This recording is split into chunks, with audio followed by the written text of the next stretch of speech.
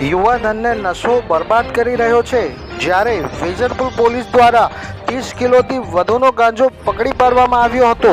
સુરતથી લાવી ગાંજો જ્યારે વેજલપુર પોલીસ સ્ટેશનની હદમાં ઘુસાડવામાં આવી રહ્યો હતો, ત્યારે વેજલપુર પોલીસ દ્વારા 3 આરોપીઓ અને 30 કિલો ઉપર ગાંજો અને એક ઓટો રિક્ષા ઝડપી પાડી વધુ તપાસ હાથ ધરવામાં આવી હતી।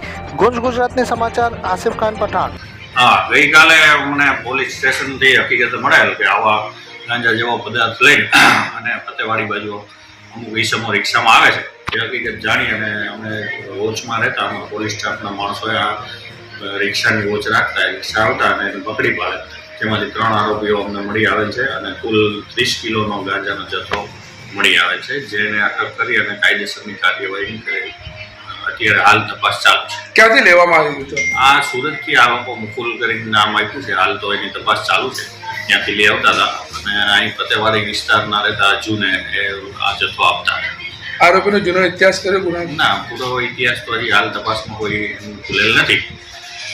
એટલે સુરત રિક્ષામાં જ લઈને આવતા? સુરતથી આ લોકો રિક્ષામાં જ લઈને આવતા હતા, એટલે કાયમ રિક્ષામાં જ ધંધો કરતા હતા? હા, અવારનવાર આવી રીતે રિક્ષામાં અગાઉ એકાદ અઠવાડિયા પહેલા એ લોકો ગયેલા હતા અને ત્યારબાદ અત્યારે ગયેલા। કેટલા સમયથી આ ધંધો કરતા હતા એવું? બસ આ અગાઉ તો એમને કીધું કે અગાઉ એકવાર 1 વીક પહેલા અમે ગયેલા હતા, એ પહેલા તો એમને ખ્યાલ નથી।